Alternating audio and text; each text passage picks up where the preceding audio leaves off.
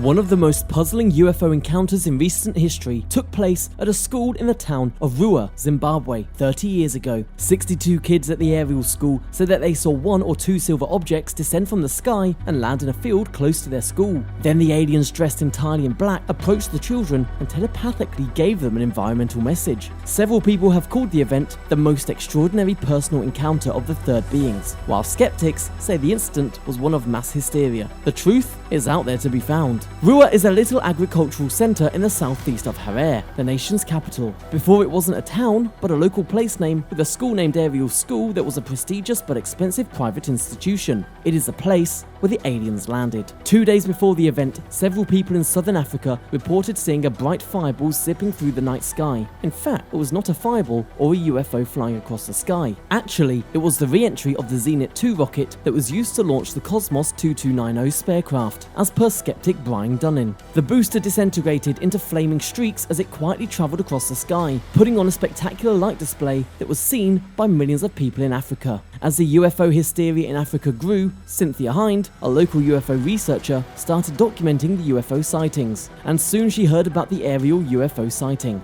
On September the 16th, 1994, at about 10 in the morning, the children at Aerial Elementary School were having their mid-morning break. The faculty of the school had just entered the building for a meeting when a UFO landed outside the school. The whole event lasted roughly 15 minutes. When the kids got back to school, they informed their teachers about everything that had happened, but they were told to drop the made-up story. When they got back to their house, they told their parents about what they had seen. The next day, several of those parents went to the school to talk about the UFO. It did not time for the story to spread like fire in Africa, and thanks to ZBC Radio, Cynthia Hind got word about the incident. The next day, Hind paid a visit to the school. She spoke to the children and asked them to make sketches of what they had seen. They all told her the same story. After Hind, Tim Leach, a journalist for the BBC based in Zimbabwe, paid a visit to the school on September the 19th to interview the students, faculty, and Hind. In November of that year, John Mack, a professor of psychiatry at Harvard University, travelled to the aerial school to interview the witnesses. Before the aerial incident, Mack had done many researches on reports of UFO encounters and had a special interest in alien abduction, but some believed that his interviewing techniques were not ethical. So, in May of 1994, the Dean of Harvard Medical School, Daniel Tosteston, formed a committee of peers to conduct a secret evaluation of Mack's clinical care and clinical examination of the persons who had revealed their extraterrestrial experiences with him. The question that the committee was trying to answer was that had Mack suggested to the people that what they had experienced was real. After 14 months, the University of Harvard issued a statement that declared Mack a credible researcher and he was permitted to interview anybody the way he wants to. So that makes Hind, Leach, and Mack 3 credible personalities who reported on the incident. When they interviewed students of ages 6 and 12, they found that more than half of 62 had seen the UFO. Everyone said that a UFO landed outside the school, and 1 to 4 beings dressed entirely in black got out of the UFO and approached the children. These beings had large eyes. At the moment, most of the children ran away, but a few of them, mostly the older students, stayed to see the extraterrestrials. After that, the creatures telepathically communicated a message about the environment, telepathically. One of the 5th graders who was in Mack's interviews recalled that he was given a warning about something that's about to happen because of the technology, and that pollution would ruin the world. An 11-year-old girl told Mack that they wanted people to know that our technological advancements are harming the Earth and it could become a barren land if we are not careful. After giving the telepathic message, the creatures returned to the ship and flew away. The schoolboys were convinced that they had not seen a jet at any point throughout the day. Also, not all of the children claimed to have seen the alien beings. Some of the kids believed the little creatures to be Tikholishes, the mythical creatures from Shona and Ndebele culture. Some called the aerial UFO encounter one of the most momentous incidents in UFO history. Others have related the event to a case of mass hysteria or perhaps a practical joke on their part. On the Skeptoid podcast that Brian Dunning hosts, one episode was dedicated to the Zimbabwe UFO.